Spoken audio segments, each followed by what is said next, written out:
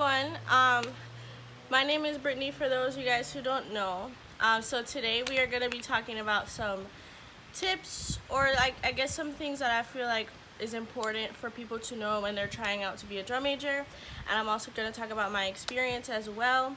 So for those of you guys who don't know, I've been in band or any type of band program since I was in the 7th grade. So I think that would make it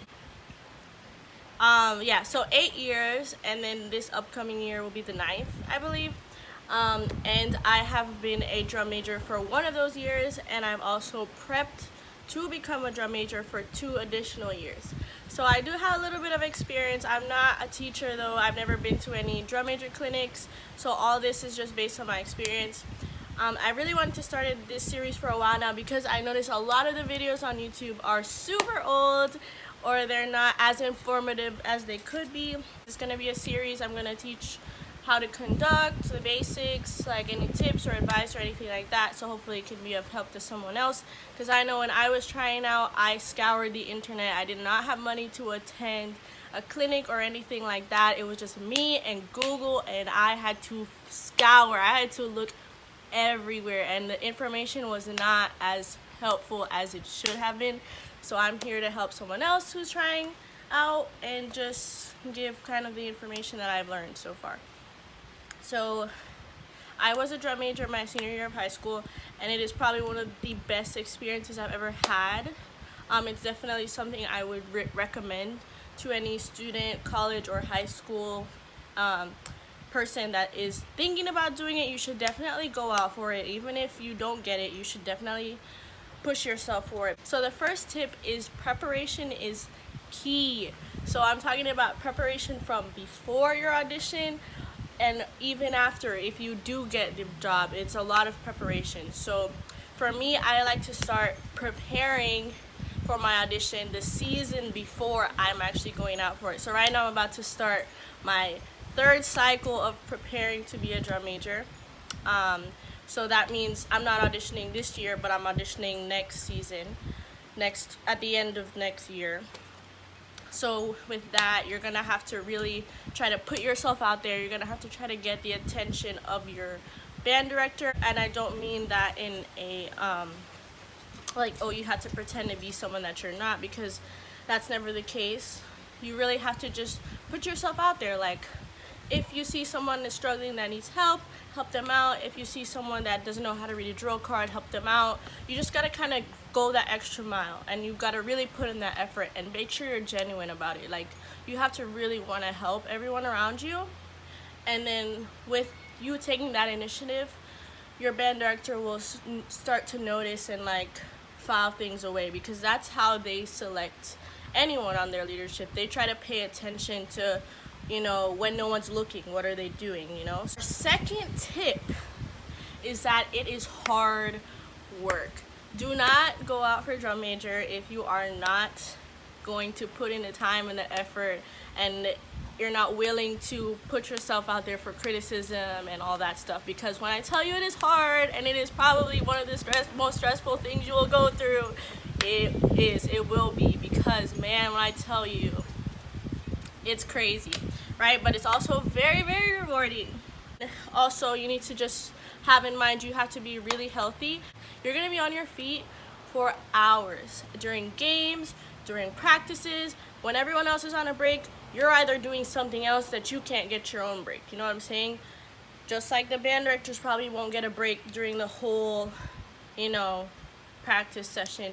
You most likely will definitely have to help someone find something, or somebody broke something, or somebody fainted, or there's something you have to do during that break. So you're not gonna get a break. So just, you have to make sure you're hydrated throughout the day. So if you have practice, you're gonna be hydrating from that whole school day leading up to the practice, right? Or if you have to change, make sure you either come to school in your whatever you're gonna wear to practice, or it's just like a quick, like, okay, I just gotta take my pants off, I'm gonna wear this shirt. Because you literally, as soon as school is done, or as soon as your class is done, this is for my high school kids, as soon as all that's done, you have no time to wait in a long line for the bathroom stalls. You know what I'm saying? Like, you have to just go. Like, you have to help someone carry something to the field.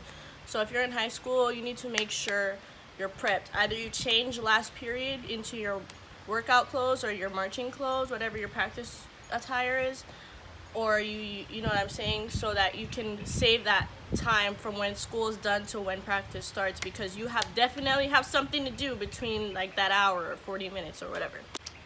And our third tip is that people watch what you do all the time. You have to have in your mind that even when you're not doing band stuff, you're on campus, even if you're a college kid, high school kid, people are watching you, whether it's faculty because they recognize you, especially if you're a college kid, your face is going to be on the Megatron or whatever it's called. And if you're in high school too, you know, there's band kids everywhere, even the little freshmen. They have their eyes on you. They're going to pick up on little stuff. So you just have to make sure you're an all-around good person, genuinely, and you're treating everyone kindly and with respect and all that stuff. Make sure your grades are looking good. Make sure you're doing good in class. You have to basically be a model student. And that is not something that's unattainable. Everyone can do it. You just have to put in a little bit of effort, if you know what I mean. So then now our fourth tip is that you must have a good relationship with your band director. So these are the people that are going to be selecting you for this role, right? So you have to have a good relationship with them. You have to be able to not be afraid to communicate with them, because you are actually really the bridge between the band, the students, and the faculty. It's you, like you're the one communicating. If anyone has any major concerns in the band program, if something's going on, you're the one that's most likely going to have to relay that to your teacher and so forth. Like, he's going to give you stuff to tell the band, you know, so it's going to be you have to really have a good bond with your band teacher. And the thing is too, you will start to realize how cool your band director is. So yeah, you will start to realize how cool of a person your band director is. And maybe they're not cool, but you'll start to see a different side to them, because you get closer with them on a personal level because you're around them a lot, you know what I'm saying? So you start to realize they're more of like an actual person and not just this like, oh my gosh, she's the director or she's the director. Like, you start to realize they're an actual person. So it's kind of cool getting to see that side of your teacher. Then our fifth rule, and I think this is a very important rule, is you have to have a good relationship with your student leaders as well. So you are technically you're a leader of the leaders, if that makes any sense, right? So you're gonna have to earn their respect. You're not gonna automatically have it, even if you've been with these people for like 3 or 4 years and they've been your like your peers. They're your peers in school, but when it comes to band, you're kind of the leader of them, and you're gonna have to re-earn their respect in a different way, because now you're in charge of them, you know what I'm saying? And that comes with a lot of humbling aspects. You need to understand that you're not better than them, you're actually serving them. You are the one doing something extra for them. So that you need to just remain humble. A lot of people like to take that and feel cocky and put a lot of pride into the situation. And that's when a lot of band programs tend to like fall apart, is when the leadership is not meshing well together. And sometimes it's going to be difficult for you, especially if you are someone that is younger than some of the people who are on your leadership team. When you have to critique them or give them any like advice on how to get better at something or something that you need them to change, it is going to be a little bit difficult, but as long as you approach it respectfully and try to, you know, be a people person, phrase things a little bit differently, then it'll be a lot easier.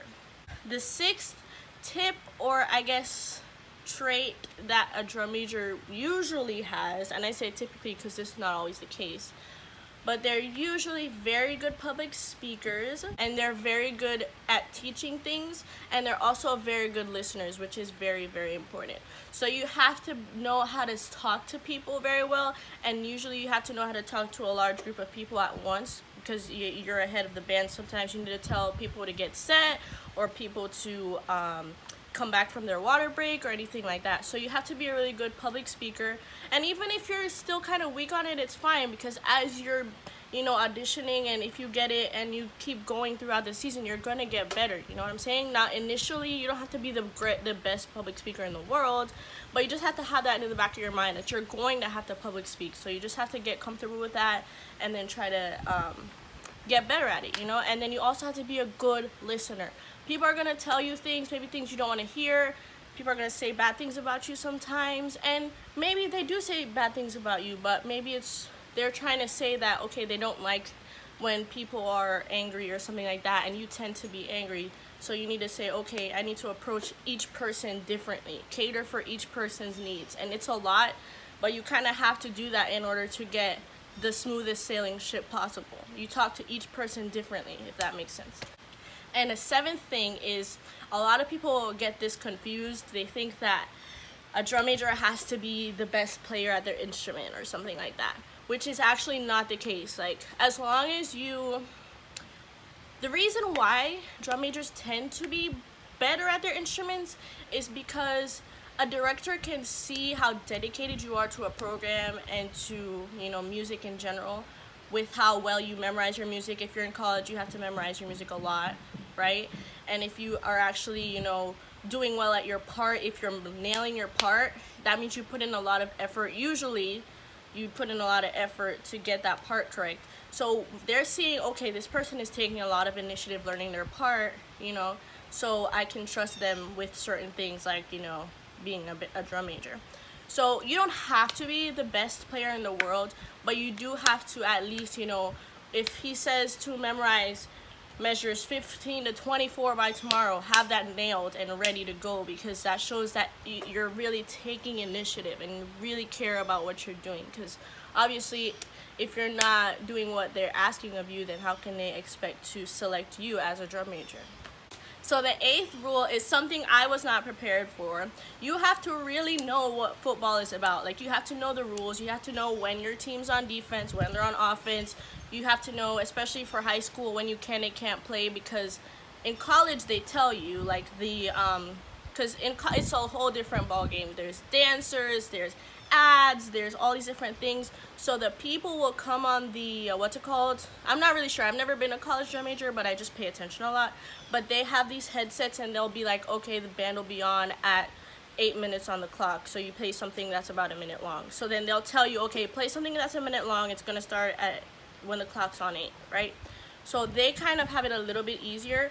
But for high school drum majors, you cannot play at certain times. Like, if you can't play before the ball is snapped, or if there's like a penalty or something, you have to play at certain specific times, or else the team will get they'll get a flag. So you really have to learn. You don't have to learn every single intricate rule, but you really need to know, like, when's the team on offense, when are we on defense, when can we play, what are the defense songs that we play, what are the you know, like the in between, when can we play during the timeouts, how long is a timeout. You have to pay attention to when they're getting back on the field, things like that.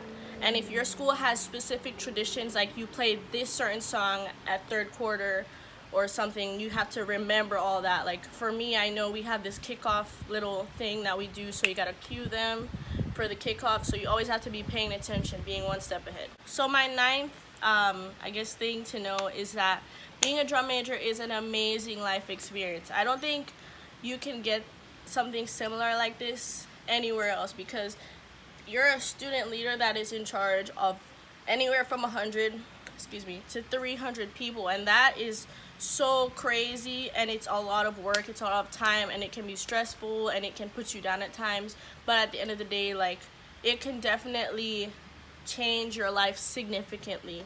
And also, of course, it can look good on resumes. That shouldn't be the reason why you're doing it, but it can look really, really good on resumes, because being in that position is tough. And if you especially have, like, your directors who can give you a recommendation or anything like that, that would be amazing, because doing that can put you ahead of any other applicants by showing that you are a student leader of such a big organization and that you had to multitask and do all these different things at once.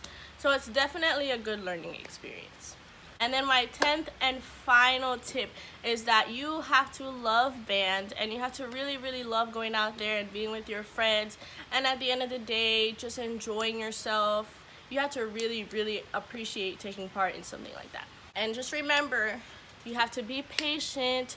Don't get stressed. If something doesn't turn out the way you want it to, it's okay. It wasn't meant to be. Move on and try to figure out your next move and try to find a way to make the next thing better, if that makes sense.